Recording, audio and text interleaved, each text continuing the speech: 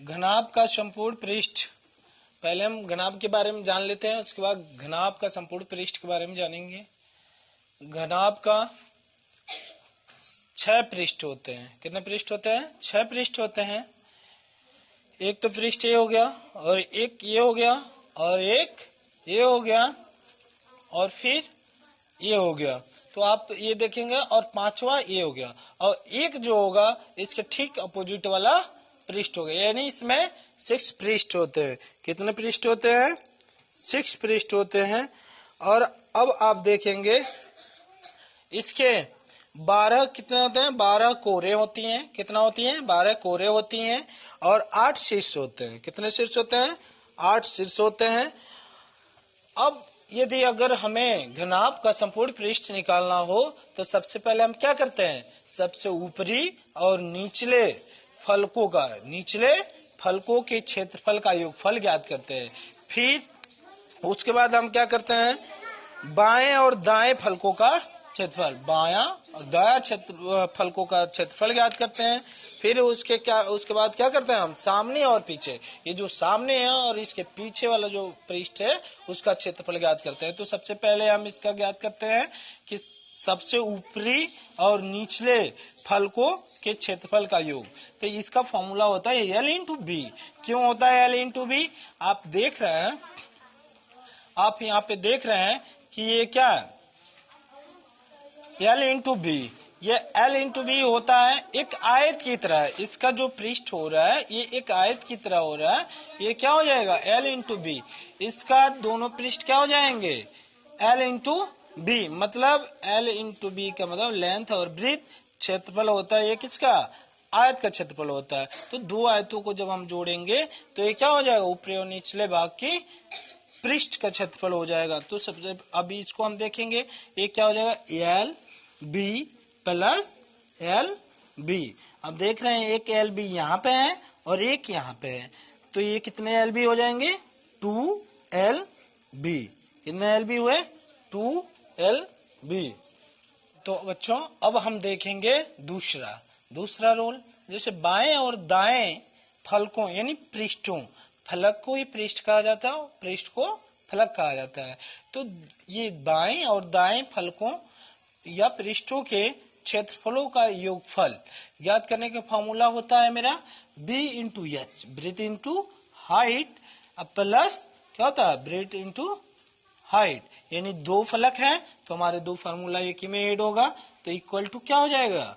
ये हो जाएगा BH plus BH centimetre square equal to हो जाएगा 2BH सेंटीमीटर स्क्वायर। ये हमारा हो जाएगा बाएं और दाएं फलकों या पृष्ठों के क्षेत्रफलों का योगफल।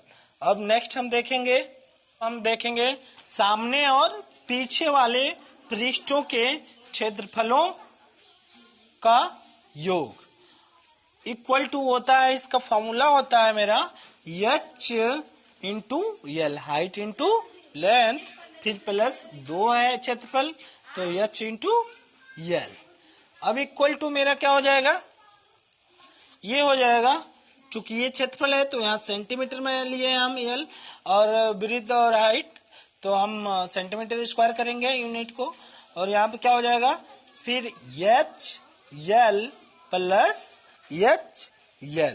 अब इक्वल टू मेरा हो जाएगा सेंटीमीटर स्क्वायर इक्वल टू हो जाएगा मेरा फिर 2H L प्लस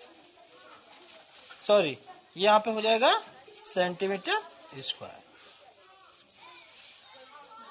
हम देखेंगे घनाभ का संपूर्ण पृष्ठ।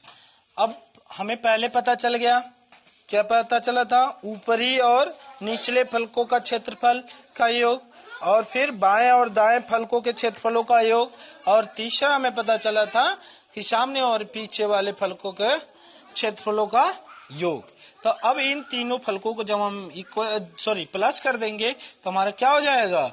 घनाभ का संपूर्ण पृष्ठ निकल जाएगा। तो हम चूंकि जानते हैं घनाभ का संपूर्ण पृष्ठ बराबर होता है घनाभ के सभी पृष्ठों के क्षेत्रफलों का योग। अब हम देखेंगे तब का संपूर्ण पृष्ठ बराबर होता है घनाभ के सभी पृष्ठों के क्षेत्रफलों का योग। तो पहले वाले फलकों का हमारा आया था 2LB, इसका क्षेत्रफल आया था। ये था हमारे ऊपरी और निचले फलकों के क्षेत्रफलों का योग था। अब फिर प्लस हमारा क्या हो जाएगा, यहाँ पे बाएं और दाएं फलकों के क्षेत्रफलों का योग। तो क्या हो जाएगा 2BH। फिर प्लस हमारा लास्ट वाला क्या आया था, लास्ट वाला आया था हमारा 2HL। क्या आया था हमारा 2HL। अब यहाँ पे हम देखेंगे चूंकि ये क्षेत्रफल है तो हमारे यहाँ पे क्या हो जाएगा सेंटीमीटर स्क्वायर। अब इनमें से हम क्या करेंगे, देखेंगे हमारा कौन सा कॉमन हो रहा है। तो हमारा कॉमन हो रहा है यहाँ पे सिर्फ और सिर्फ 2। तो 2 को कॉमन ले लेंगे क्योंकि इसमें भी 2 है, इसमें भी 2 है और इसमें भी।